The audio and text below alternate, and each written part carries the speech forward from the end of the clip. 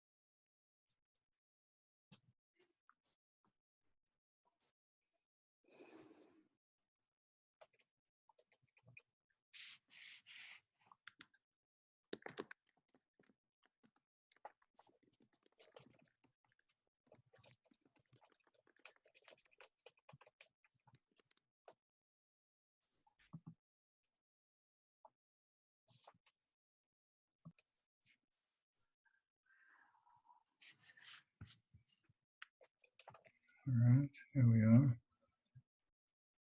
Lynn is on.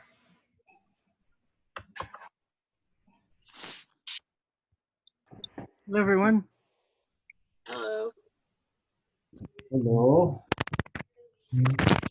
Hi. Hello. Keith Judelman is on. Before we start, I make a suggestion, which is that introduce yourselves to each other in the chat room. You can write a sentence about who you are, where you're from. Within another few minutes, there'll be 99 or 100 people. So you can begin now. Write a sentence about yourself in the chat so you can say hello to each other. Andrea. Hello. Andrea. Shavua Tov.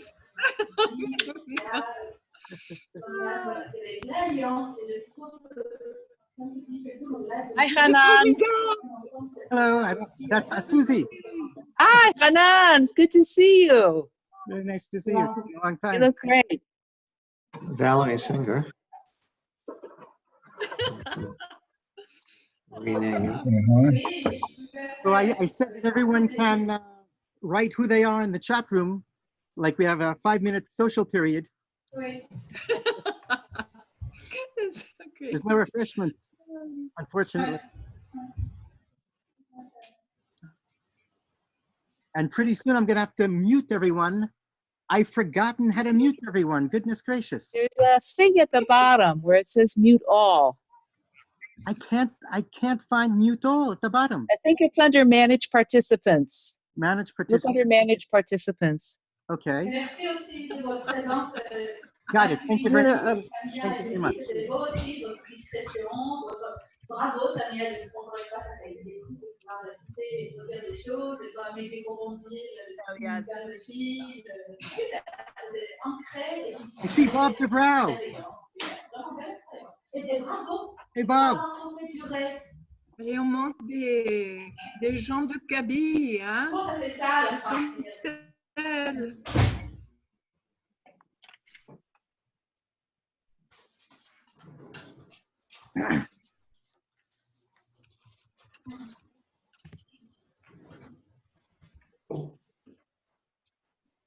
Again, everyone's invited to introduce themselves in the chat panel. I'm reading what I see there.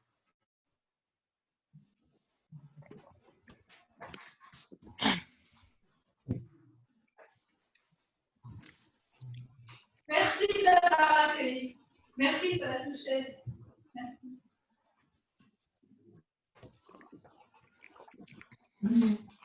Merci, ça m'a touchée. Et ça m'a touchée. Elle m'a appelé après, elle m'a dit, oh, c'était super, comment elle m'a accueilli. Elle m'a dit, mais comment elle s'appelle celle avec le chapeau, tout le cœur, tout ça, elle est super. Elle m'a rappelé déjà avant qu'on s'appelle pas, elle était trop contente.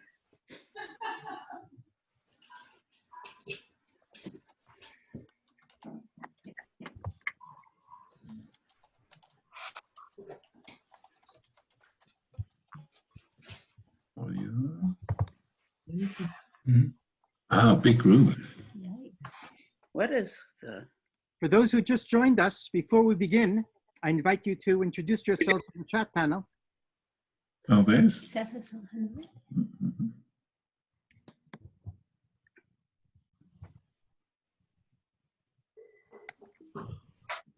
Oop.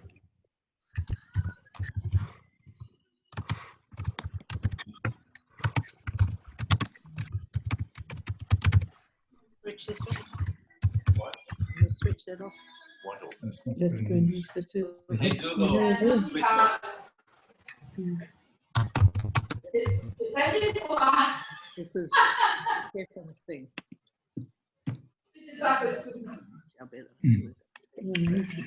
Hi, Bernice.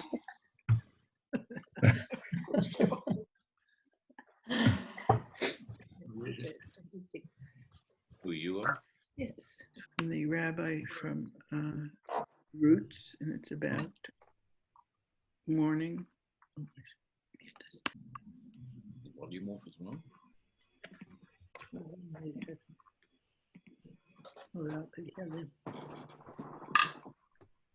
That's it. I get confused.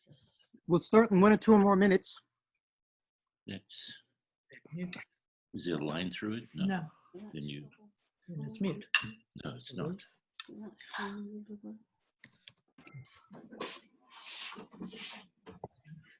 Sound like I'm on YouTube.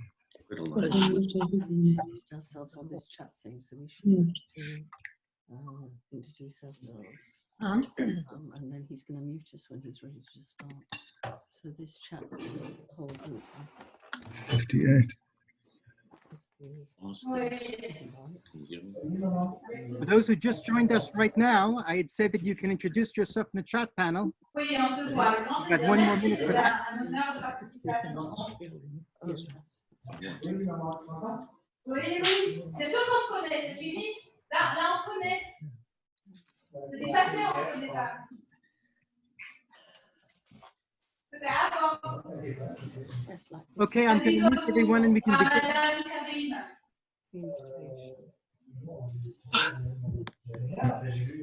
Invitation. I have muted everyone.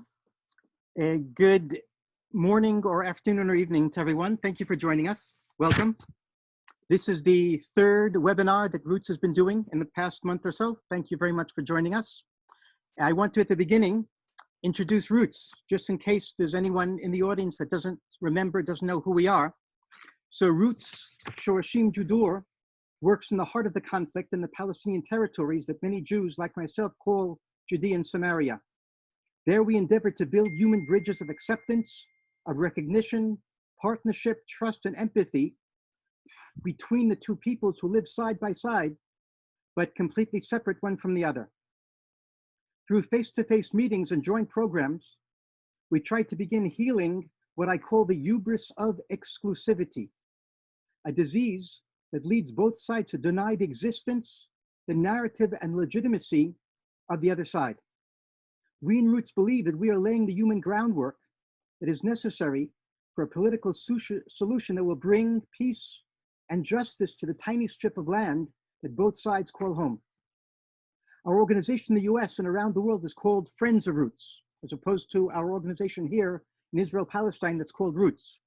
Friends of Roots supports the work of Roots and connects Roots to people around the world for whom it is important to bring an end to the bloodshed, the suffering, and the injustice that defines the lives of Palestinians and Israelis. Friends of Roots works against the export of the conflict to the 4 corners of the globe, and instead tries to bring understanding, empathy, and partnership to Muslims, Jews, and Christians, wherever they may be living. So that's Roots. Before we begin, I want to remind everyone that Roots subsists on your contributions. We need your donations to continue our work. So if you're able, and if you support us, then please go to our website and donate, friendsofroots.net, friendsofroots.net. Do not go to friendsofroots.org. That'll bring you someplace else, friendsofroots.net. I also want to tell everyone that we are hoping to do these webinars about once a week. The webinar next week will be on not Sunday, but on Monday at the same time, which is 8:30 Jerusalem time. And Noor Awad, one of our Palestinian activists, and Shaul Judelman, our co-director, who's speaking tonight, Noor Awad and Shaul Judelman will facilitate an AMA event, Ask Me Anything. So they will just be open to all your questions about roots, about our work, about the difficulties, about the Palestinian-Israeli conflict, etc. So let's begin. I hope you can hear me. Everything is good. Raise your hand if everything is good. Looks like everything is good. Okay. So tonight's event is called Mourning Jointly, Mourning Separately, a panel discussion about the joint Israeli-Palestinian Memorial Day Ceremony. Tomorrow night, Israel will begin the 24-hour commemoration of Memorial Day, during which the citizens of the country and many Jews around the world mourn the loss of the combatants and the civilians who gave their lives for the freedom and security of the state of Israel.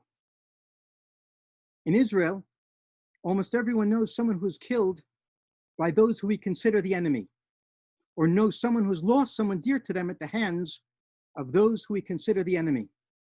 The day is somber and serious. Places of entertainment are closed. The sirens sound for 2 minutes of silence. During normal times, the military cemeteries are filled with grieving families and friends, and memorial ceremonies take place around the country and are broadcast over the airways.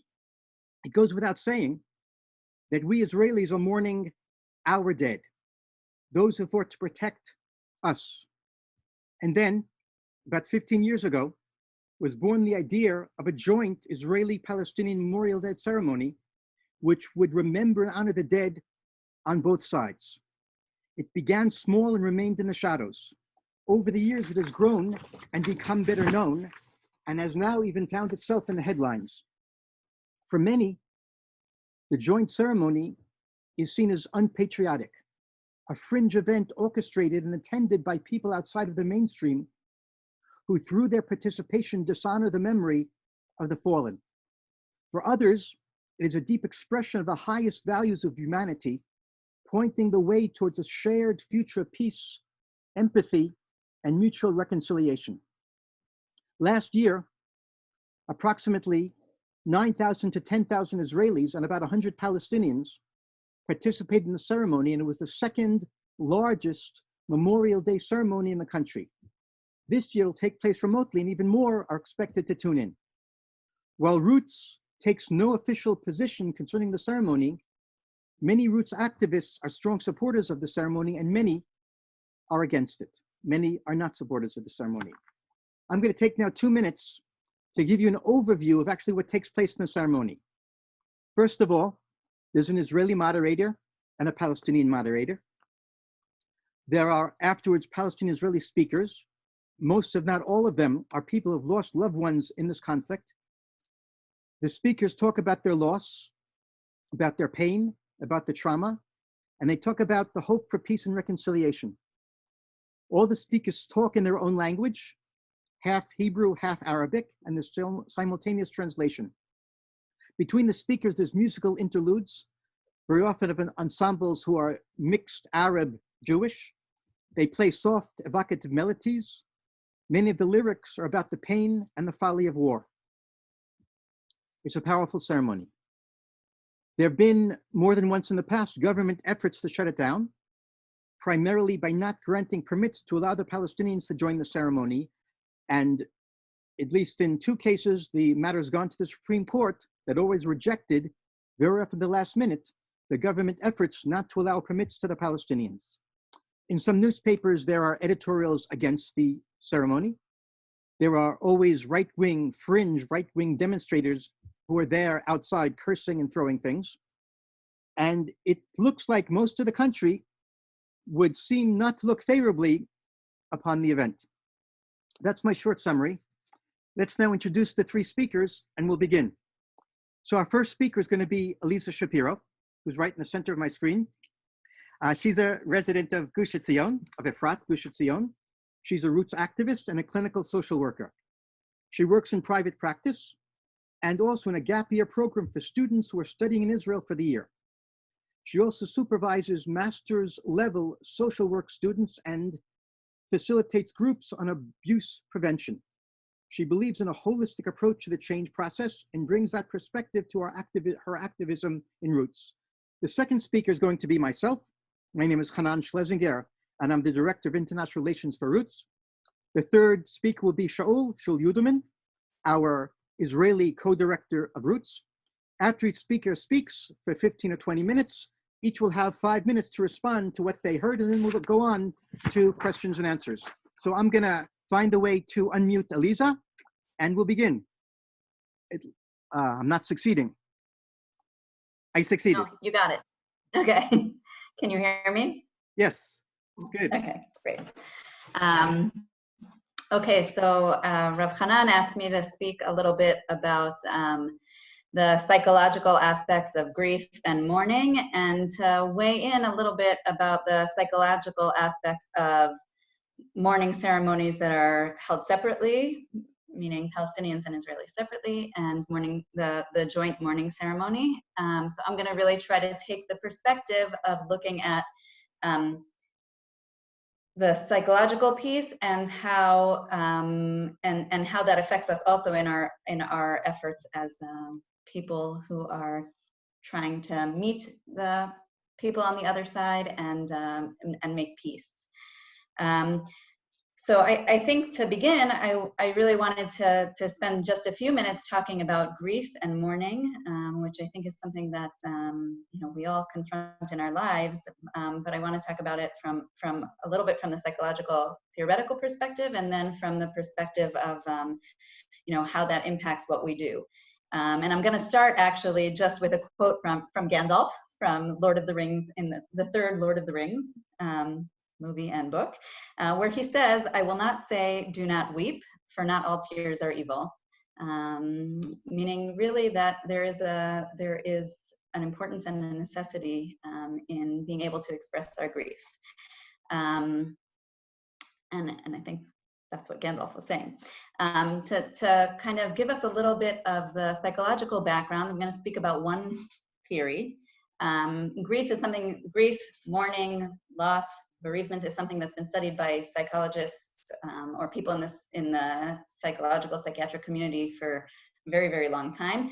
Probably the most famous person who really, her work was really fundamental in shifting our perspective on grief and mourning was a psychiatrist named Elizabeth Kubler-Ross, who really shifted the study of grief and bereavement in the late 1960s, when she began to describe her work with terminally ill patients. And she basically boils down grief to 5 stages. She says, the way she originally wrote this work was talking about people who are diagnosed with a terminal illness, but it has since been applied to, and we're going to apply it to people who experience a loss.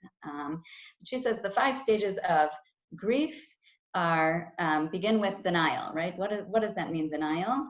Obviously, after we lose somebody, we know that they're no longer with us, that they've died, that they've passed on. But denial is kind of that initial reaction shock, where we focus a lot on the things that have to be done, on the actions, and are kind of less focused on the emotional experience, or a little bit removed from our own emotional experience. And it's really a defense mechanism that's there to help us move through and take care of what we need to take care of in an initial response to loss. And it's perfectly natural and normal.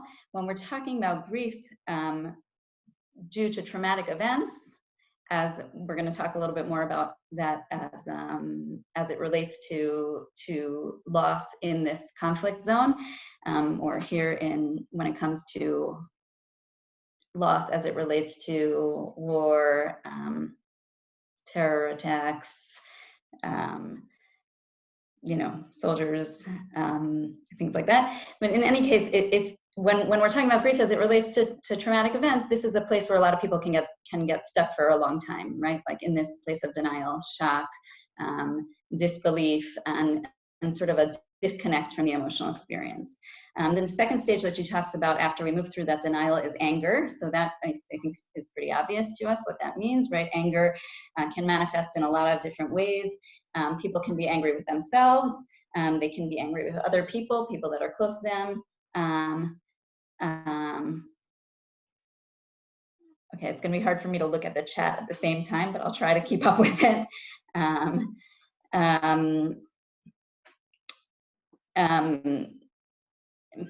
Towards the anger can be also expressed towards the person who's passed, right? Like if only you weren't there at that moment, if only, you know, if only we would have done something different. Towards God, some kind of higher power. And when we're talking about national conflicts, right, as we're dealing with in this region, right? So we're talking about anger at militants, at soldiers, at anyone from the other side, at politicians, you know, anybody really could be a part of that anger. The third stage that Kubler-Ross talks about is bargaining. And traditionally, you know, originally, since she was talking about terminally ill people, she was talking about bargaining like, well, if I'm going to be, like, let's say, if I'm going to be good, or if I'm going to do all my treatments, then, you know, God or higher power, you will save me. But when we're talking about loss, this is like a little bit of magical thinking, right? Like, for example, I think a lot of times, and I think this is something that we see a lot, certainly when parents lose children, like if only it would have been me, I would want to trade places, you know, if only we would have done something differently or lived somewhere else or gotten to a hospital sooner, or like if you bring this person back, you know, then I will be faithful, I will be good, right? So that's like sort of how that, it's a little bit of magical thinking, obviously, because we know that nobody's coming back, but that's part of the natural stage of grief. Next stage, the fourth stage is depression, which is characterized by, I think also we understand this, sadness, regret, fear, uncertainty. But one of the things that happens with depression is it's the beginning of starting to accept the reality of the loss, and it's the confronting of those very, very painful feelings. And then Kubler-Ross talks about the final stage being acceptance. And what she's talking about when she talks about acceptance is kind of coming to a place of not necessarily being okay all of the time, or not being, you know, at peace all of the time, but coming to a place where you can view the loss and the events from a little bit more of an objective place, and beginning to come to terms with the loss. And from there, that's where she talks about beginning to move on with life. So when Kubler-Ross first, you know, wrote her work on death and dying, she really developed it as these 5 stages that people go through in a linear fashion. And since then, we've been, a lot of psychologists have studied and talked about how grief really doesn't work in a linear fashion, right? Really, how does grief work? It works in that we flow in and out of these different stages, and we can continue to throw in and out of these different stages at different points, right? So meaning even if you've gotten, suppose, to a place of acceptance and beginning to move on with life, or even moving on with life, you know, in a very, you know, real and honest way, you can still come back to the anger or depression, or even some of the denial, shock, you know, that we can sort of flow in and out. And particularly times of years, anniversaries, birthdays, dates of death can trigger a different emotional reaction, again, even after reaching that sense of acceptance and moving forward. There are many other theories of grief that have, you know, been posited and developed since then. But I think it was important for me to start with that because that's really like kind of the most famous. And all of the theories share some similarities. In all of the theories, you know, we talk about some more kind of defensive behaviors, like, or defensive emotional states like that denial. And also all of them work towards some kind of acceptance, accommodation, moving forward in life. Again, with the understanding that the goal is not to get over it, but learning to live around the loss and with the loss as part of life. As I mentioned earlier, when we're dealing with grief due to a traumatic loss, such as those experienced as a result of the Palestinian-Israeli conflict, the grief process is even further complicated by the traumatic nature of the loss. And it's trauma always makes it more difficult for mourners to go through the natural grief process. I think, when I was thinking about this, one thing I was thinking about is that in this region, it seems like almost everyone has experienced a loss, or is maybe just one step removed from a loss. And so the loss, the grief, the mourning, even when it's marked by like a national Memorial Day, which spent a lot of years living in America, so Memorial Day in America felt very, very different than Memorial Day does here. So even when it's marked, at least where I was living, even when it's marked by a national Memorial Day, the loss, the grief, and the mourning in this conflict is very, very personal. And ceremonies that take place are, as Hanan described, raw and real for participants, and even years later, a way to grieve together with loved ones and really mark the loss. So with that as our background, I wanted to just take a couple of minutes to talk about psychologically, what are the challenges and values of these two, of basically what we're talking about here, of either having mourning ceremonies that are separate or having mourning ceremonies that are joint. So I wanted to start by thinking a little bit about the advantages of mourning separately, of everybody, Palestinians doing their mourning and Israelis doing their mourning. And to start out with that, what I wanted us to think about is how challenging it is to have this joint mourning experience. And one of the things that I have seen repeatedly is that when Palestinians and Israelis who are interested in joint spaces are, and I've talked about this with other activists, are very often, they're like yearning really for this kind of interaction, and so relieved to have the opportunity to finally be together that they prefer to share positive emotions and experiences and are more hesitant about getting into the difficult feelings together. And I think that was true in the group that we, Reb Hanan and I facilitated a group with some others, with Noor, who will be next week's speaker, last spring, and our group was really focused on healing trauma, and we found it was really, really difficult for people to get into the emotional content. They could tell their stories from like up here, but to get into the emotional content was very difficult. And to get into the difficult emotions was what was so hard. People kept talking about how happy they were to be together finally. When we're talking about grief and we're talking about mourning, this brings up our more challenging emotions, right? We just talked about how anger and depression are all parts of mourning and loss. And when we're talking about grieving someone who dies from illness, so a lot of that anger could be directed at God, the universe, some higher power, or the medical team, or yourself, or the loved one who died. But when we're talking about grieving loss of soldiers or civilians because of conflict, that anger is focused on the other side and is not necessarily limited to the individual or perpetrator of that particular crime. So I think in those joint spaces, it can be really, really difficult to tap into that and to share that. And anger and depression are these necessary parts of grief that are important to feel and not restrain. So during loss-oriented activities like mourning ceremonies, we need to be allowed to feel and express the full range of our emotions, and being in joint spaces can make it difficult to fully do that for fear of many things, right? Making the environment toxic, losing control, being looked at as too reactive or unkind, or denying somebody else's side, or for fear of hearing other people's reactions to your feelings and to your anger. Denying our emotions or sort of separating ourselves from our emotions is one way of keeping a lid on that, right? And when we're talking, especially when we're talking about grief and when we're talking about trauma, and so that becomes really difficult when what we're doing is trying to grieve, right? I think the other thing about joint spaces that I have found to be true is that a lot of times when listening to the suffering of others, it's very common for us to feel guilty or apologetic, even if you personally may not have done something specific, you know, some specific crime to somebody else on the other side.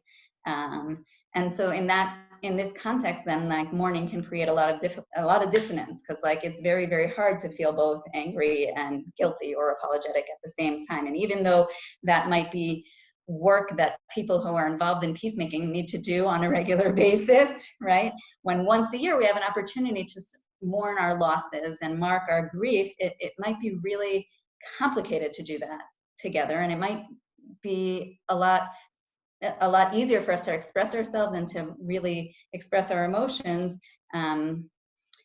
if we keep that separate.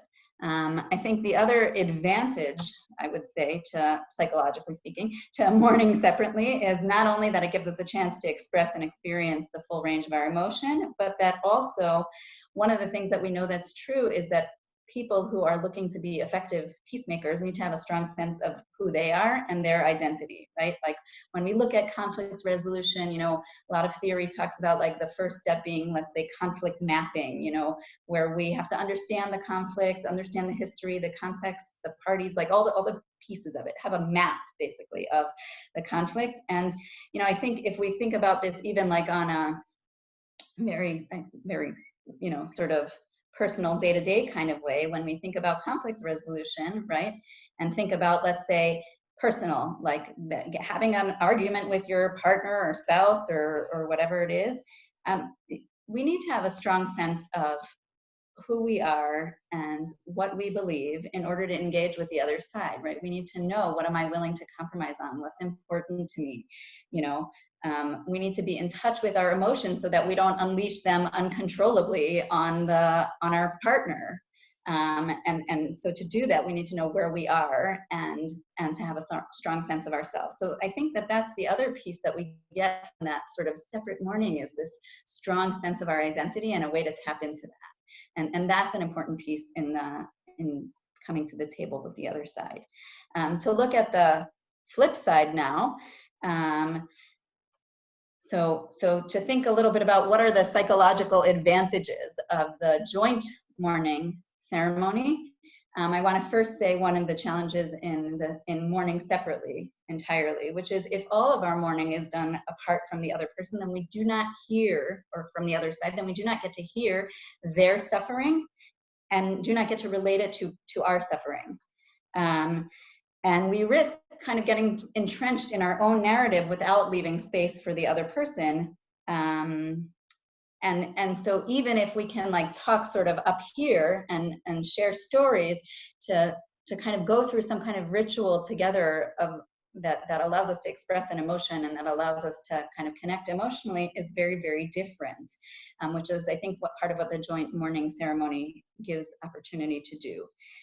The other, I wanted to mention two other kind of advantages, I suppose, or psychological advantages to the joint mourning in jointly, or the joint mourning ceremony, whatever we're calling it, right? Or however we're referring to it, which is to say that mourning in a joint space gives us this unique opportunity to hear and bear witness to the suffering of the other side, and to recognize that we both experience suffering, and connects us to this, like, sort of common humanity, the fact that as people, especially in a conflict zone, we're all suffering and experiencing loss, which helps us build two things: empathy and compassion for each other, which I believe, and not just me, other people who know more than me, believe to be really critical elements to peacemaking as well. So I just wanted to take very briefly a few moments to look at what each of those things are, okay? And why they're important for peacemaking. Empathy, right, is commonly understood to be that ability to walk in somebody else's shoes, or to see things from somebody else's perspective. And so That's the way, like, we sort of colloquially understand it. From a psychological and neurological perspective, actually, it goes beyond just being able to take perspective, right? But actually, we have in our brains a network of neurons called mirror neurons, which when we're sitting with somebody else, what they do is they mirror back to us what we are seeing. So it is the same system that responds to our own emotions and actions. When you're sitting with somebody else, it projects that perspective of them in your head and or in your brain rather, and that allows, or it triggers the same response in us as our own emotions and actions. So it helps us kind of feel what other people are feeling. Mary Gordon, who's the founder of an organization called Roots of Empathy, which tries to teach children to increase empathy and decrease aggression. She goes one step further and she talks about empathy from an action-oriented perspective, meaning not just that it's not just putting yourself in someone else's shoes, which is a cognitive process, not just that we're feeling something that somebody else feels, which is the emotional process, but also that it should lead us to action, to some kind of desire to to act on our understanding of somebody else's position. And she says that in order to find a solution to any problem, and again, if we think about personal conflicts, right? So now that I know myself really well, now I can go speak to my partner or my spouse and really listen to what they have to say and try to really understand their perspective. And that should help us get to some kind of resolution, or help us take steps towards some kind of resolution. So that's why empathy is such a critical piece. Compassion, I think, is even one step farther than empathy, right? So what is compassion? Compassion is literally means to suffer with, right? Or according to the American Heritage Dictionary, compassion is a deep awareness of the suffering of another coupled with the wish to relieve it. So it sort of takes that action response that Mary Gordon was talking about and takes it one step further, because we're not just looking to solve the problem, we're looking to relieve the suffering of another person. And, you know, part of the Dalai Lama has lots to say about compassion. So one of the things that he talked about was this idea that, you know, when we're being empathic, so we still have ourselves as like part of the focus, right? Because we're feeling the feelings of the other person. Or when we're being compassionate, we've sort of stepped away from the focus on ourselves, and we're focusing really on the other person. And because we are detached from it, or because we are separated from this experience, it allows us to ask the question of what can I do to help? Or it allows us to say, I'm okay, what can I do to help? And that, I think, is a really important element here. And again, compassion is something that happens when we recognize our common humanity, seeing people on the other side and their suffering, recognizing our own suffering and their suffering as all part of the suffering of humanity. It creates a connection between us and a common ground, which allows us to extend ourselves to the others and try to alleviate their suffering. I'm going to share with you this one quote from the Dalai Lama and then kind of sum up. I just think I can't say it in my own words as well as he can. Cooperation can only strengthen mankind because it helps us recognize that the most secure foundation for the new world order is not simply broader political and economic alliances, but rather each individual's genuine practice of love and compassion. For a better, happier, more stable, and civilized future, each of us must develop a sincere, warm-hearted feeling of brother and sisterhood. So just to sort of end, I think, you know, all of these things are necessary elements for us to reach out to people on the other side. Having a strong identity, having a strong sense of empathy and compassion for the other and for ourselves are ways, are really, really important components. And I think that the different ways of mourning sort of emphasize different elements. But both are necessary, or all are necessary. And I really think that each individual in a conflict zone needs to decide within themselves what element needs nurturing or space in order to be able to be more at peace inside themselves. And we might make a different decision every year or every time we're confronted with it. And any decision that a person makes is okay. But I think the key is to be kind of tuned into and self-aware to say, what will bring me more peace within myself? Because it's only when we're at peace within ourselves that we're able to make peace with another. And I think, you know, this is something that Thich Nhat Hanh, who was a Vietnamese monk who was really credited with bringing the mindfulness practice into the West, which we won't get into mindfulness because that's like a whole nother topic, but certainly something that we're hearing a lot about, and certainly something we're hearing a lot about in the wake of coronavirus also. He actually in 2003 ran a retreat for Palestinians and Israelis together and spoke extensively about the idea of in order to make peace with the other, we need, and to effectively listen to each other and communicate with the other side, we need to be at peace within ourselves. And he quotes in his book, Peace is Every Step, A.J. Must, who was a peace activist in the early 1900s in America, saying, there is no way to peace. Peace is the way. In order to make peace, we must be peace. We can only do that by being conscious of our emotional state, in touch with what our needs are, clear about and strong in our identity, and bringing kindness, empathy, and compassion to ourselves and to others. So with that, I'm finished. Thank you. Thank you, Aliza. Give everyone 10 seconds to stretch.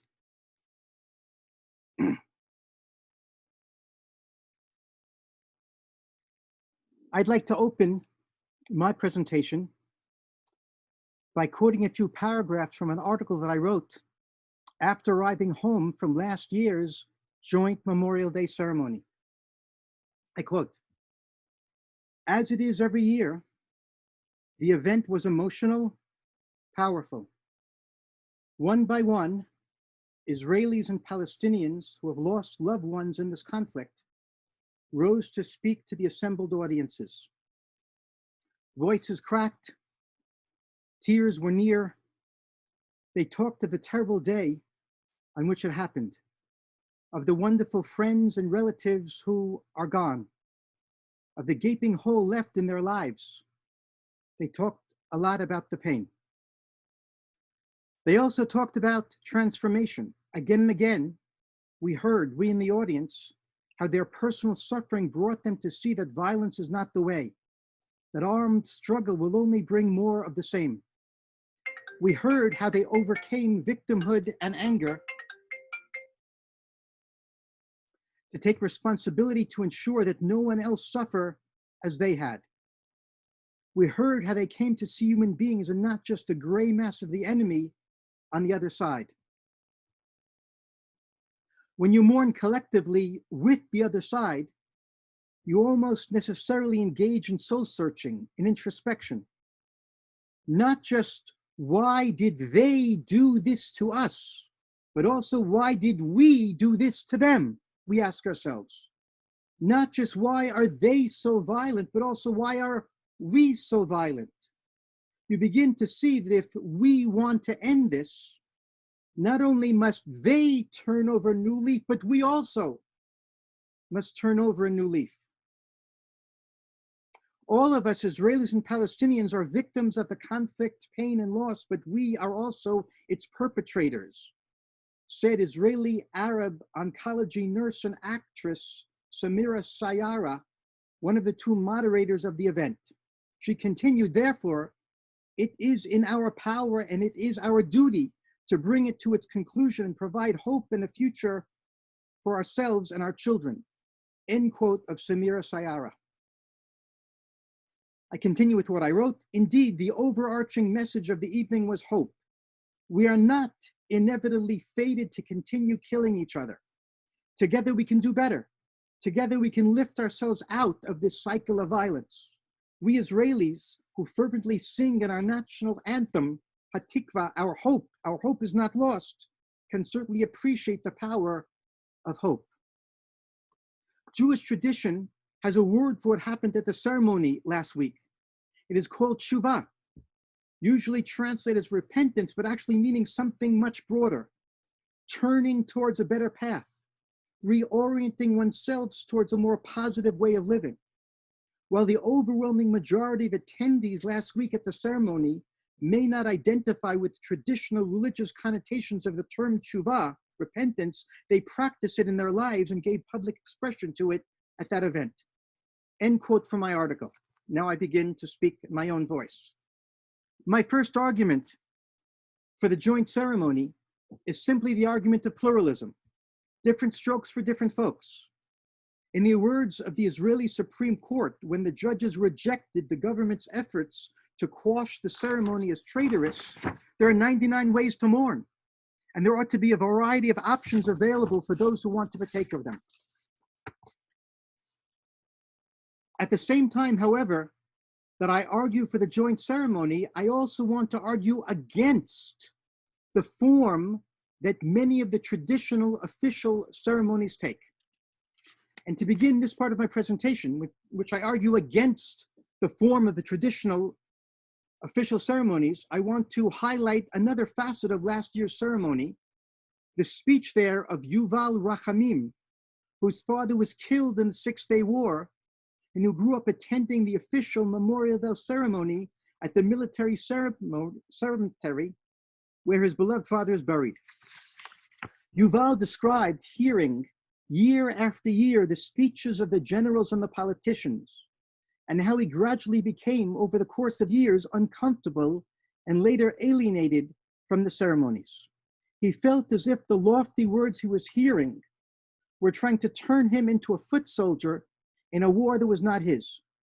He characterized the rhetoric that he heard, and I quote, as belligerent, self-victimizing, threatening, and endlessly warmongering, turning our searing pain into a general call to arms for the next unnecessary war and for the militaristic narrative that governs our country, coming from the mouths of politicians who feed on hatred of the Arabs and foster fear of them. End quote from Yuval. He went on to say that he stopped attending those ceremonies and then later found the joint ceremony, which for him is a more fitting framework in which to express his grief. Yuval, in his speech, was referring to the fact that many, if not most of the speeches in the official ceremonies are not about the dead, but rather about what we call in Hebrew tzidkat haderech, meaning the righteousness of our cause. So often the righteousness of our cause is juxtaposed to the lack of righteousness, the malice and anti-Semitism of the Arabs. Our brave and upright soldiers staved off the onslaughts of murderous marauders, of bloodthirsty terrorists, of soldiers of evil Arab regimes. The enemy hides behind human shields. They kill innocent civilians, whereas we risk our lives and sometimes lose them to ensure that non-combatants of the enemy are never harmed. They aim us to drive us into the sea, whereas we only ask for the basic right of self-determination, that there be at least one tiny Jewish state in a world that finds room for tens of Arab and Muslim states. In short, the message in so many of the official ceremony is that we are the force of light and they are the force of darkness. Our cause is wholly good and theirs is wholly bad. Let me go a little bit deeper into the psychology and pedagogy of many of the speakers at the traditional official ceremonies. The speakers want to reassure us, and we who are listening want to be reassured that the slain did not die in vain. That means that we have to convince ourselves, and the speakers have to convince us that there was no other way, that the other side could not have been reasoned with, that there was no chance of peace talks or compromise.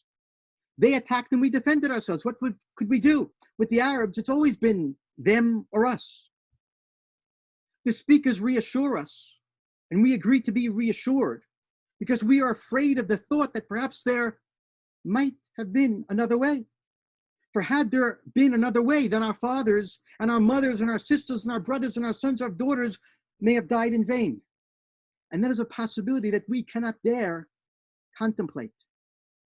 And once we are certain that in the past there was never any ray of hope for a win-win outcome, for compromise, because the other side is all bad and therefore cannot be reasoned with and has never accepted our basic indigeneity, it's only an imperceptible step to the conclusion that the same is true today and the same will also be true tomorrow. The result, what we hear at these official public ceremonies every year, is no nuance, no sense of humanity on the other side, no hope for peace, only hunkering down and ruefully learning to accept our inescapable fate that we will have to live by the sword for the foreseeable future. It is either them or us, and we will prevail. Memorial Day, with all its ceremonies and military cemeteries and its radio and television broadcasts, is one of the most central national factors at play in expressing and forming the national consciousness. And this national ethos is unfortunately counterproductive. It keeps us locked in the conflict of the past and locked in the conflict of the present and stifles any ray of hope for a better future for our children. This national ethos is one of the major stumbling blocks preventing us from reconciliation. There has to be, so I'm claiming, an alternative to this destructive national ethos, and one of the ways to work towards that alternative is by providing an alternative ceremony on this most central of days, Memorial Day. I personally feel at home in the joint ceremony. I feel supported there, and I feel hope. It creates a community bound together by a better vision for the future, a community that I am part of. Around the joint ceremony has congealed a vanguard of society that's creating the culture that's needed to move us towards the reconciliation of the future, a culture of natural introspection, of bearing moral responsibility, and of partnership with the other side. Without this vision, and without this once-a-year community creating ceremony that embodies the vision, sustains and inspires us towards it, there would be that much less of a chance of ever reaching the promised land of peace and reconciliation. At this point, I wish to address two interrelated objections to the joint Israeli-Palestinian Memorial Day Ceremony. Number one, that it would be fine on any day of the year other than an Israeli Memorial Day. And number two, that it's provocative and offends the sensibilities of many Israelis, and therefore it is both immoral and ineffective in moving the needle of peace forward. As far as the any other day of the year argument, I hope that my words until this juncture have already clinched the point. To summarize what I've already said, one, the ceremony, in my opinion, must take place on this day for the 10,000 people who cannot do without it, who cannot express their mourning and or their Israeliness through the official ceremonies. To cancel the joint ceremony would be to abandon those people to despair and alienation. Point number two, this is the major day that expresses and shapes the national ethos. The struggle for the country's future is in a sense played out on this day. The peace camp cannot abandon the field to those whose vision sees an ever expanding graveyard as a necessary component of our lives in this land. It is on this day that we are called upon to put forth a new vision, a vision of peace and reconciliation. However, I admit that this vision must be put forth moderately and with wisdom. What I mean by that will be explained shortly when I relate to the second objection to the joint Israeli-Palestinian Memorial Day Ceremony.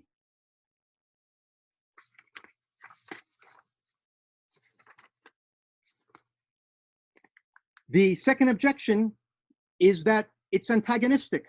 It turns people off. It creates antibodies against any type of peace. It creates more enemies than friends for peace.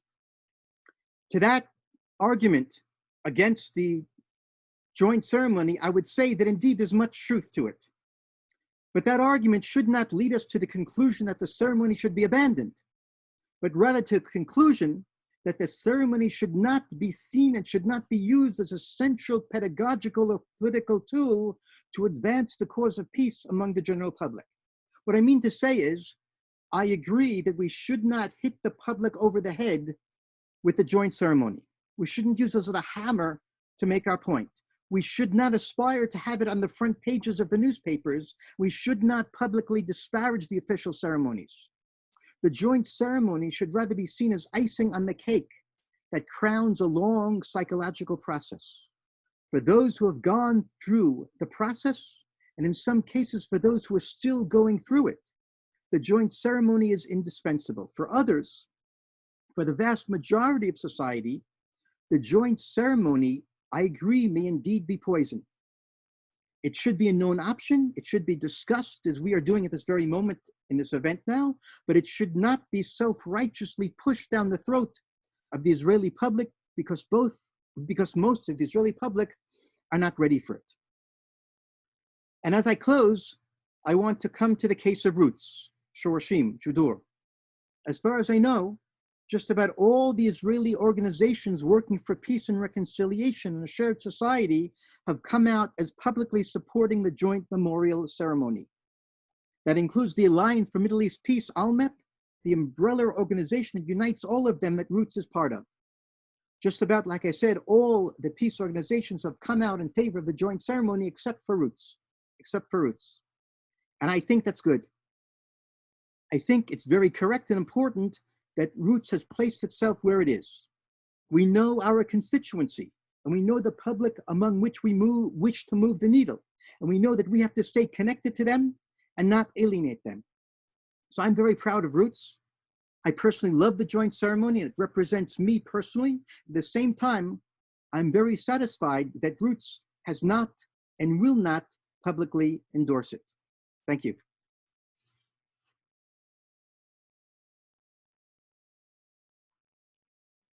Shaul. Perhaps I have to unmute Shaul.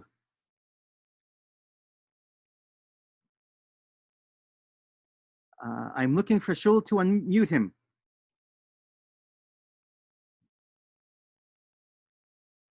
Here he is. I see. I found him. You're unmuted. Okay. Freedom of speech has been granted. Okay. So Hanan did a very wise rabbinic move. He learned from the best. Hillel, it says, one of the reasons why we go by Hillel's opinion in Judaism is because Hillel always cited the arguments of his opponent before he said his own opinion. So Hanan pointed out some of the reasons that I'm kind of brought in here as the bad guy in a certain way. I'm the person who's going to say why my problems with the joint ceremony. But even before that, I'll say most of them fall out in a sense to what Hanan was talking about, in a sense on a tactical level. But I think within that there's an important critique that Hanan talked about why Roots is not endorsing this event, or why we don't feel able to put our weight behind it. I think there's some important things to learn there for what it means for peacemaking, and I think this is also for Hanan and I is maybe as a healthy tension within the organization. And it starts off even, I don't know if when people saw the mail, if people saw the caveat that we put out, that most Roots events are Israeli and Palestinians speaking together. And that's really, all of our work on the ground is about these connections. This event is only with Israelis. One of the reasons why is because, as we know, we're in the month of Ramadan right now. And which means that Palestinians, or Muslim Palestinians, at least religious ones, are fasting during the day. And at around 8 o'clock, it becomes time to eat. So tomorrow night will be Memorial Day, and the joint ceremony will take place. And it will take place at 8 o'clock, right about the time when people have been fasting for a whole day come to eat. And I think in there's a certain level of inability to see beyond our own circle, our communities around us. And that's when I go to there. But before I get there, I was trying to look back on my own. I have a visceral against feeling, a visceral emotional feeling that comes up to the joint ceremony, and trying to understand where that comes from. About 2 weeks ago, during Holocaust Memorial Day, some of our Palestinian partners were speaking in this forum and talking about about their approach to the Holocaust as Palestinians. And one of the things that Sami Awad said, who's been an incredible teacher and partner in this path, he said, when I look at this conflict, what I see at the heart of this conflict is not necessarily the politics, a political conflict or a religious conflict. What I read it is really at the core of this conflict is in trauma, is in two societies traumatized, living through that trauma, that's come to shape many of the ways we see reality. It's come to definitely shape the way we see each other. And I would think that if I'm approaching to do work with a traumatized person, I'm going to go about it differently than I would go to a person who's not stuck in that place of trauma. So the ability to think about and to hear this, I think also when thinking about how to explain this event or our relationship to it, I think it's one of those places where the view from inside the conflict as an Israeli or as a Palestinian is almost impossible to step into from abroad. And as I see most of the people in the conversation on the call tonight are from abroad, it's one of those things. It's until you're inside there to know what it feels like. I grew up in Seattle, Washington. Veterans Day was a day that passed. And like Aliza said, maybe in some communities it happens differently. Maybe in a generation of young people post the Iraq wars, it was something a little bit closer. But I think also within Israeli society, there's been a change in how we understand Memorial Day, Yom HaZikaron. For the first 40 years of the country, the majority of our fallen, and still today, the majority of the fallen are Israelis who fell in the wars of the Independence War, fought against mostly foreign armies attacking us in the Six-Day War and the Yom Kippur War. There's something in my generation, I'm 40 today, so when I moved to Israel in 2000, that comes up with victims of terror, civilians who were killed on the bus, walking back wherever they're from, are also part of the memorial service. And I wonder if there's not a bit of a different relationship to how we feel when it is that a soldier was killed in the line of duty versus when it's my neighbor's daughter who was stabbed to death on a break from her post-high school project. And how we relate to that question, because what I think is very powerful in the Israeli and probably the Palestinian, but I'll speak as an Israeli, is the self-identification. It starts, if I'm an American and I love the flag and I feel American, I have that sense of self-identification with the nation of America or the nation of Canada or wherever I'm from. I think many Jewish people in the audience will probably understand what that feels a little differently as being a Jew in Israel. And this is something that comes to play on both sides. Meaning, when that person was killed, when Ari Fuld was a guy I knew, who was murdered in an attack in the place where we go shopping. Hanan and I, a lot of people go shopping there, and he was murdered there in the parking lot. For any person who goes shopping there, the feeling the next night, that night, the next week, the next month is, if I would have been there that moment, it would have been me. If I would have been on that bus, if I would have stayed a minute longer in that place, if my daughter hadn't gotten back, if I missed, and every one of us, I think, carries these levels of deep self-identification with the violence and the victims in that way, where there becomes a very deep level of self-identification with the victims. Again, to that, of course, the people, the sense, and like Hanan talked, part of the meaning we grant to our fallen is they died for the cause. They lost their life for the sake of this national story that we're all part of. And I think that's something that also Israelis and Palestinians deeply share. When you lose someone in the conflict, it's a conflict for you. And that's a very deep level of self-identification with the loss. And so that level of trauma, of how easy it is to bring up tears or to think about the ones who were lost on that day, is a very powerful emotion that comes up on Memorial Day. I've less attended the official ceremonies in Har Herzl. What I do know is that from my communities, and it's a very somber, it's reading, maybe sometimes playing music that the people loved, or the songs that we shared, or it's telling stories, it's trying to share the legacy, it's family members, if they have the ability to come up there. It's a very somber, quiet night. And I think there's a chasm of pain that our societies carry. And we can't go there all the time. We can't live in that pain. And I think just like the Holocaust Memorial Day, the Day of Remembrance of the Holocaust is a day that allows us to open up to this overwhelming flood of pain, and also does this very deeply for Israeli society, the Memorial Day. Now, the trauma is not just, of course, one of the past. It's a trauma that people feel and live very deeply. And I think anybody who's come to a Roots presentation has heard me talk about that fear, that level of fear that's a part of where we live. And it's because the conflict is ongoing, it's hard to go into that space of trauma for everyone. The sense of conflict, the sense of them, which is of the word enemy, which is a word that's very hard to say in the oasis of coexistence, of reconciliation. And what's happened here, I think the people participating, the work going on within Roots and with all the peace organization in this context of the conflict is a very incredibly rare space. It's really an oasis. I know that Hanan often phrases what's going on in that little piece of land by the Gush Etzion Junction as a little slice of paradise. And it's deeply, deeply, deeply distant from the world around us and the general feeling of the conflict. So about 3 or 4 years ago, I remember around the time of the joint ceremony, the articles were coming out of people opposing and different people weighing in, expressing their opinions. And I took great wisdom. I saw great wisdom in something a woman in Gita Chazoni Malkior, who's been involved with a lot of Jewish, Muslim, and Jewish Arab work over the years, and she kind of put out a warning. And am I still being? Can you still hear me? I know the screen's changed. Yes. Okay. Yes, we can still hear you. And she voiced, I'll kind of share her problem with the event. And it was like this. She said, there's people in this land, Israelis and Palestinians, who are in a very intense circle, sharing, creating a new discourse, bringing their pain. And Aliza and Hanan mentioned the work we had last year and about the struggle to bring in the depth of that pain, but going through real process of reconciliation. And but if we're very honest with ourselves, we know that's an incredible minority within Israeli and Palestinian society.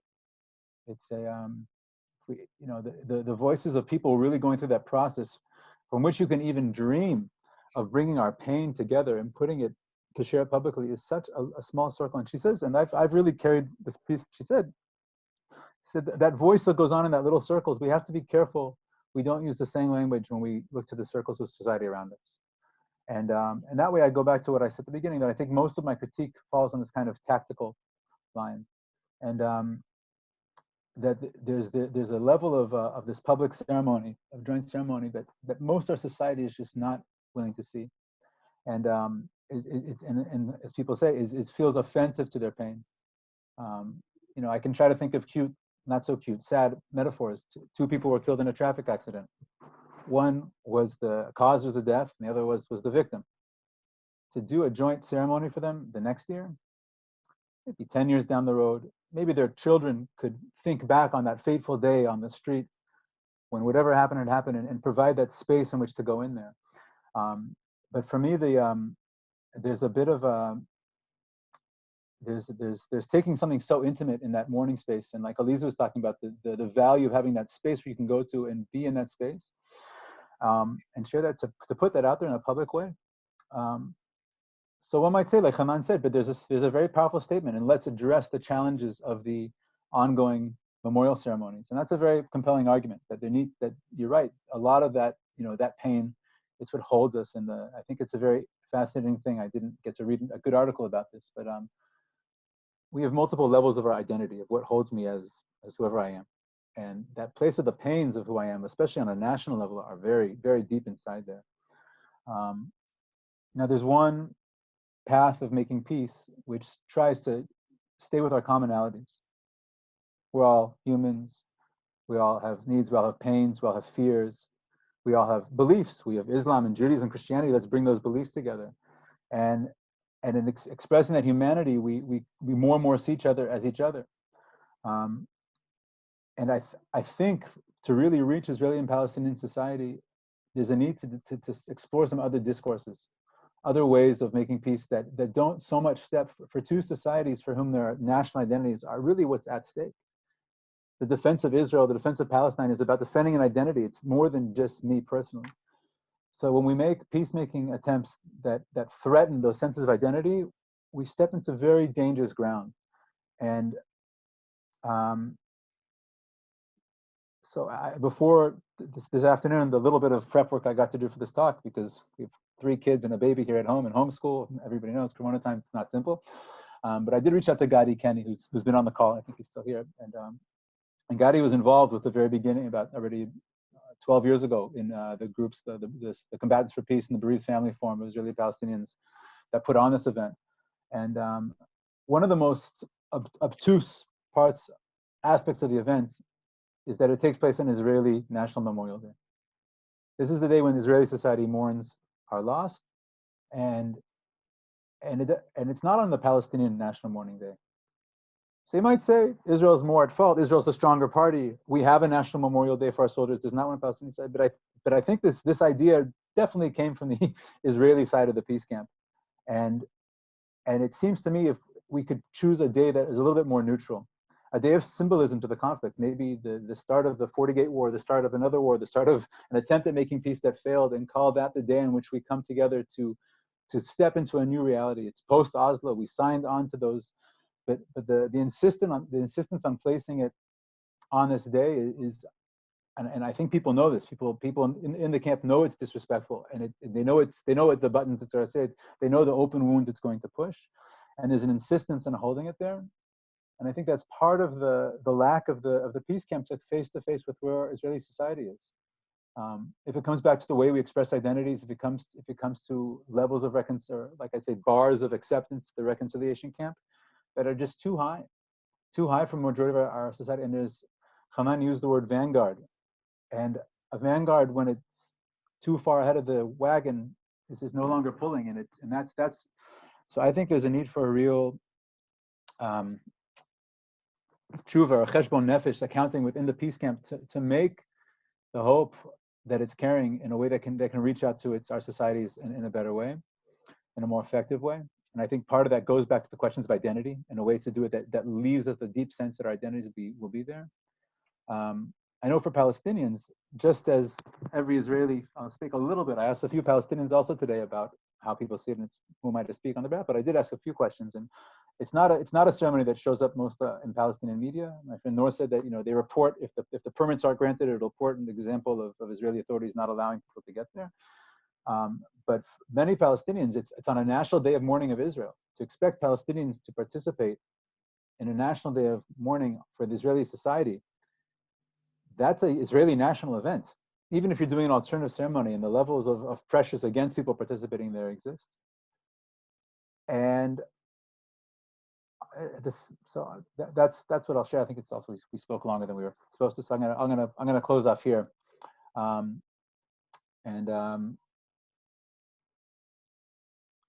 believe it with the question about seeing I guess my core critique here is that I think it leaves the peace camp in both societies as failing to create a process that can engage the majorities of either of our societies. And I think it comes from a sense being so focused in the power of what's going in that circle, which is very real and emotionally drawing. But I feel like there's a disconnect to make our activism effective. And we can't celebrate reconciliation at this point. That would be, in a sense, to normalize where societies are. And societies are not in that place, and I think that's a little bit where my critique goes from. Okay. Thank you very much, Shaul. Yeah. I think that was very powerful, very important. After I read your piece, I didn't think I would have anything to say. So, but. So I said at the beginning that we take, at this point, after the three speakers spoke, we'd give 5 minutes to each speaker to respond to the others. I'll ask Aliza, do you want to take those 5 minutes? They're yours if you want them to respond to either Shaul or myself, or just to add anything that seems to be relevant. I have to unmute you, I see, so I'm going to make an effort to do that.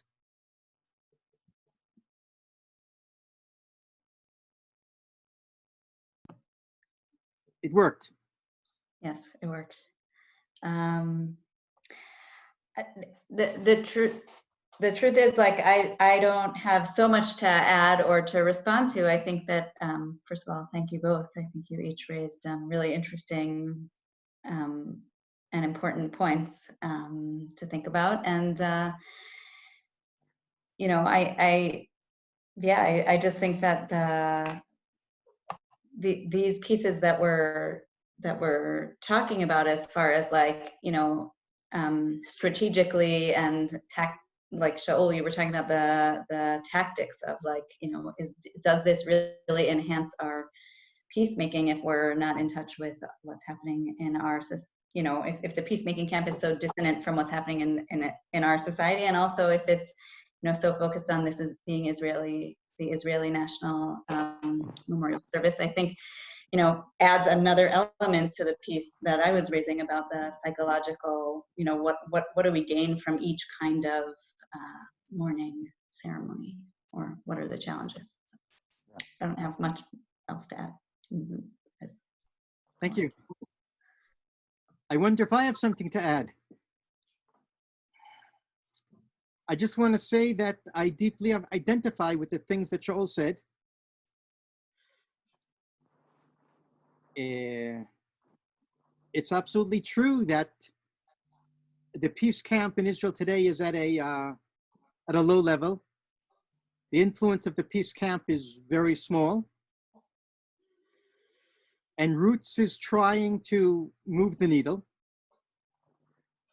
Not only are one of the only peace groups that doesn't publicly support the joint Memorial Day Ceremony, we're also one of the few peace groups that are religious, that include religious people, Muslims and Jews, and also emphasize the religious and the traditional parts of our identity. And those things go together. And it may be indeed that Roots has a voice that really, until that voice is heard, the needle is not going to move. Israeli society is not only deep in trauma, it's also becoming more and more traditional, more and more religious as the years go by. And the peace camp is becoming more and more disjointed, disconnected from the majority of society. And it could be in the peace camp, there's a certain type of self-righteousness that we're right, and the rest of the country is just crazy. There's warmongers. They don't understand how they're driving us to more and more unnecessary war, so the peace camp says. And the peace camp doesn't sufficiently think about what Shaul said, keeping that connection and speaking the language of the people and understanding the people. So that's just another way of saying that this little tension between myself and Shaul is important. And that Roots keeps living among the people and not separating itself from the people's voices and identity is really crucial to making the needle move in the coming days and months and years. I'll just add at the end of these small comments something that I perhaps hinted to, which is that I have to admit this is a moment of personal how do you say, vidui, confession, that I have within me that self-righteousness, and I have within me that desire just to proclaim the truth. And it doesn't matter if the rest of the world doesn't listen, they just have to hear. And I thank Shaul for holding me back, for restraining me. And I love the partnership between us. Thank you. Well, you had me convinced in your talk, and it is an important, I think it's a very important tension and questioning, and the pushing of each other not to let the complacency or the way things are guide us. And your point about the existing ceremonies and how those do go into, that's a very challenging question. And Rabbi Nachman of Breslov has this famous song that the world's a narrow bridge, and the main thing is not to be afraid. It's easy to fall off this side and easy to fall off that side. And I think about it here. You know, on the one hand, the place of our identity that's so core, if it's so close to that pain, how do I respect that, address that, live that, not deny that, at the same time not let it trap me into this destiny of war? They're always going to be out there, and that crafting of alternative ceremonies is a critical place. And you know, I definitely think about my kids, about how do we respect these days. And I think one of the moves is about going back to the person. I think a lot of the ceremonies in recent years have been doing that, going back to the personal stories of who this young man or woman was who we've lost, and to go back to, and their legacies about the things that they did to improve society and those kinds of things, the songs they wrote, and to make that personal a little bit. I think in general there's a little less of the bombastic national stories like things have been in tradition here. I think that's something I party to in my neighbors and a young generation. Anyhow, let's go to some questions. And yeah, right. I think yeah. So let's take questions in the chat. I'm looking at the chat to see if anyone wants to speak, and then I'll try and unmute you.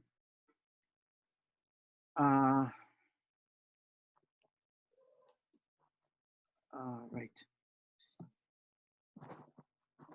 Okay, so I'm looking at the chat.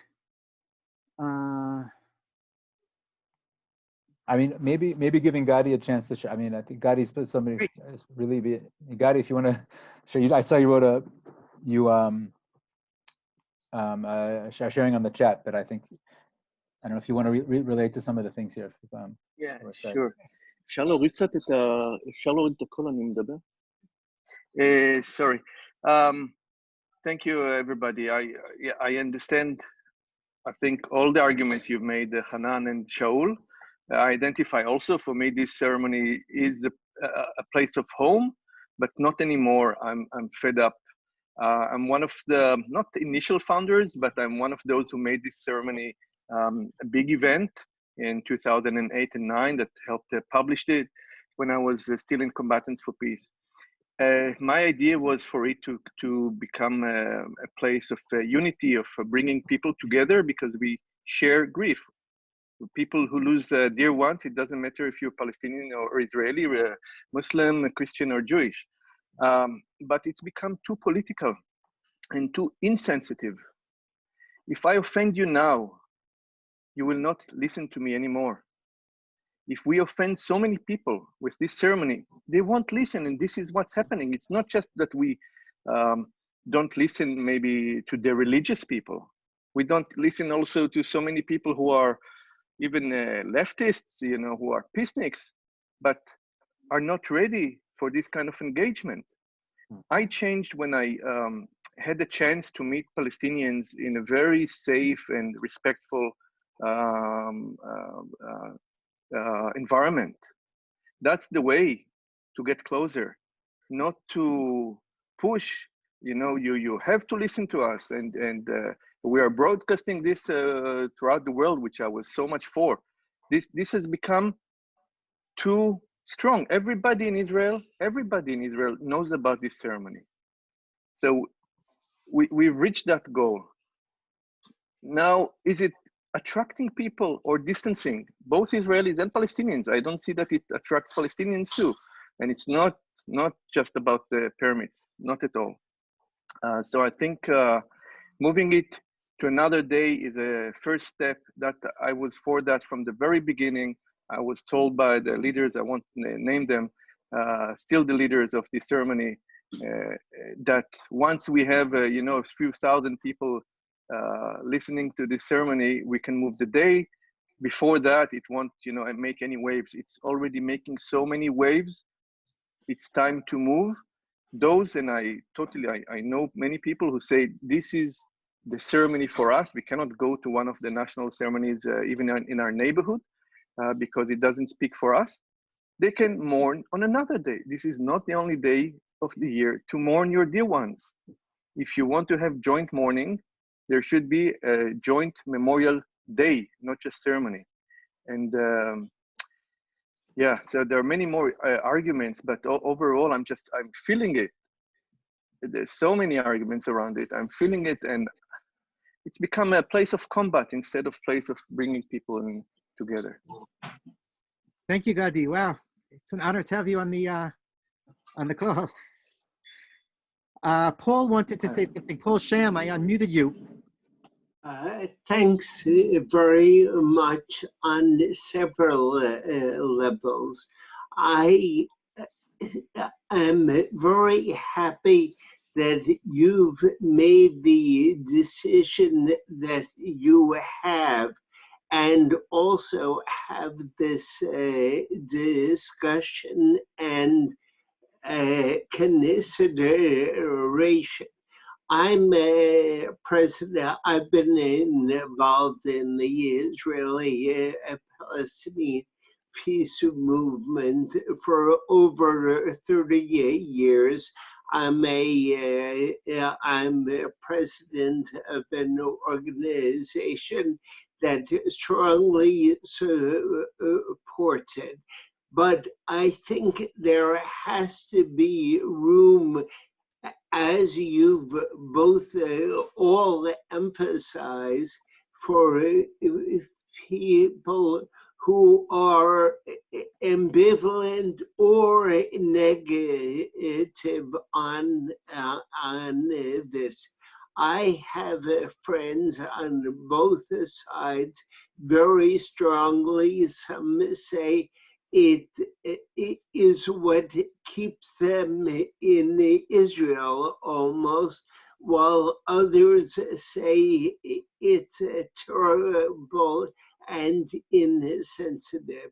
I have to say, though I've lived in Israel for years, I haven't been at the ceremony, so I'm looking forward to seeing it on virtually tomorrow.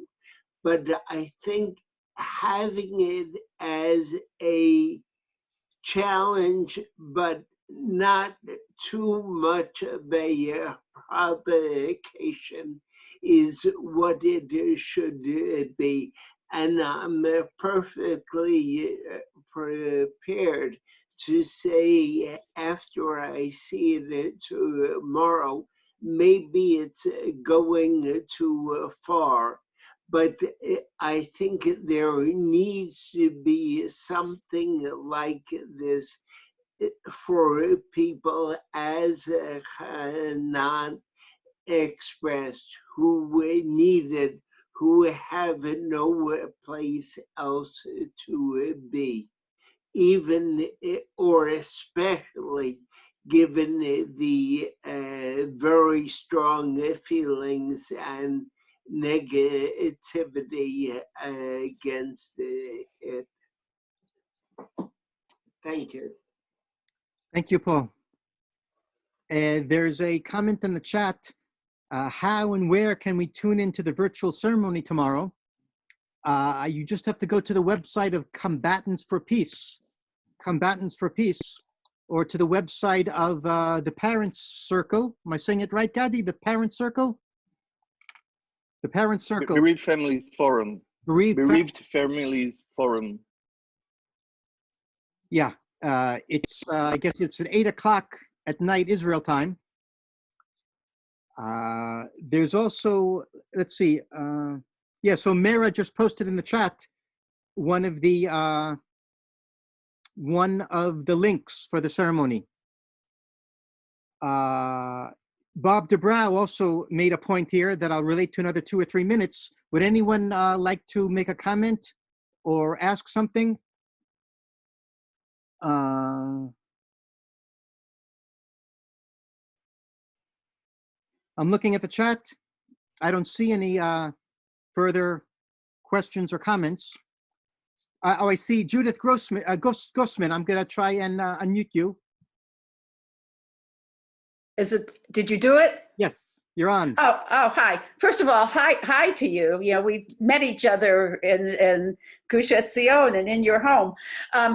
But what I'm hearing, I think, is that part of this, and I thank you for the way you presented this today. It's so welcoming and feels so soothing to me to have this kind of back and forth so openly and with such respect. It feels to me like it's come down to, is the joint service, joint memorial, preaching to the choir or preaching to the pews? And then a further question is, to which choir is it preaching? Because even that has subdivisions, as Gadi so precisely mentioned. So I don't know if anyone has a comment on that particular thought.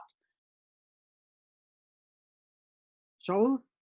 I mean, I think what I definitely heard from Hanan and from Gadi and from many other people, that for some people it is their place, you know, since that's their church. That's where the service is that they can that they feel at home in. So in that way, since it's on that level, I don't have a problem. If the goal of the ceremony is to preach to the choir, I mean, it's a space for us in these circles to gather and share in that space. Then I think, you know, that's a space. The problem is when I think when I kind of sense it being touted as a statement to the rest of society of we're here and you're not here yet, or of you know, that's the space where when it becomes preachy, like you said, when it becomes preachy, and especially because it's a, you know, okay, the peace camp, the environmentalists, everybody's always preachy. We're always saying this is a thing, but on this day, it's the day of the pain. It's the day of the pain from that conflict, and I think that's what so much gets about it. Like, you know, and that's what this is. Move it to another day. Do it on another day. I saw Molly ask what other day could be there. One thing, you know, there's International Peace Day, I think it's September 21st. It's true, it often falls off on a Jewish holiday. It's not such a great scheduling thing for Israelis. But International Peace Day, and I think here I want to say something that a lot of times on Peace Day events, on Peace Day we have, release doves and sing songs of peace. Because this conflict is not over, it's still deeply in its pain. I think taking Peace Day and making it a bit of a somber day, that could be a very powerful thing, that our message of peace is from the pain that we've all paid. I think that could be a way of putting the peace camp a little bit more in tune with where society, how society relates to these issues. There's another way of choosing a date of kind of symbolic nature to the conflict. That could be the day. If it's and I think one of the problems with the event, and I think there's a place for fixing if we choose a day, is it of being able to speak to the Palestinian society a little better. It's a very Israeli event. Like Gadi said, it's not just the permits of people from coming there. And I think doing a little bit better job of incorporating a Palestinian, and both culturally wise, about what mourning means, what Memorial Days are, what this could look, and allowing that a little bit more accessible for a space. And I think also for Israelis, it's another one of those peace events where Israeli society looks and they say there's 9,000 Israelis and there's 100, this is obviously an event that's not creating a discourse that's entirely balanced yet.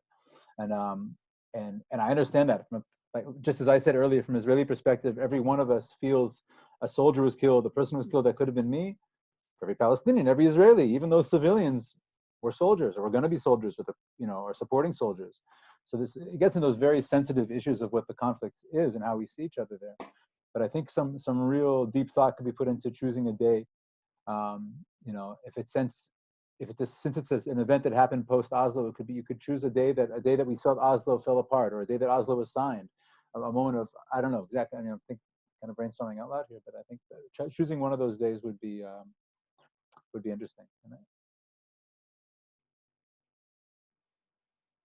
I guess we will. Thank you, Joe, for the birthday. Everybody for the birthday greetings. Is that Shaul's parents that want to speak?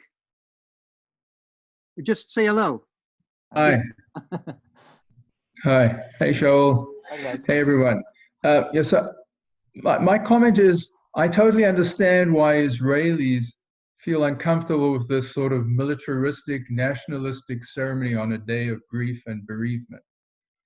So I agree totally. I think that what Israelis need to do is first make their own alternative ceremony that all Israeli can feel comfortable with. And that seems to me a much more important first step, tactically and in all senses, that you would have a lot more Israelis identifying with that and becoming part of that. And you'd reach out to a lot more people that don't like the current ceremony and would be happy to participate in something that was not militaristic and nationalistic. And then after that, and let the Palestinians make their thing. And then you come more on equal footing to some new joint ceremony. Mm-hmm. Thank you. Mira, you wanted to say a word? Yeah. I unmuted you. Am I unmute? Yes, you're unmuted. Unmuted. First of all, it's so touching to see Shaul's parents. Hello. Yeah. Mira, I just want to say that my father is with us also. Oh, so these activists have parents. So I'm heading an organization in Geneva that supports Roots, Parent Circle, and Combatants for Peace. So I'm in an odd place, but I wanted to say, whether these organizations are political or not, whether they're all tackling they're all paving a path for a just and peaceful solution. They have different angles, and we are so inspired by all of them because they're trying in every way they can. So these different angles are maybe complementary, maybe sometimes not compatible, but they're all worth supporting. Thank you, Mira. Mira is a very strong supporter of Roots, as she said, in Geneva. She put together a whole organization called B8 of Hope that supports Combatants for Peace and Roots and the Parent Circle and about 10 other, if not 12 other organizations. Thank you very much, Mira. We're going to close. we have exactly 2 minutes until our 90 minutes are over. I'm going to say 4 short things. One is that I will do my best to put the recording of this event on the Roots website. It'll probably take a week or 2. You can find it there and spread it to your friends and acquaintances. Our website is www.friendsofroots.net. I'll say it again, www.friendsofroots.net. The second matter I want to say is, as I said at the beginning, please support Roots. We can't continue without your help, your contributions, your donations.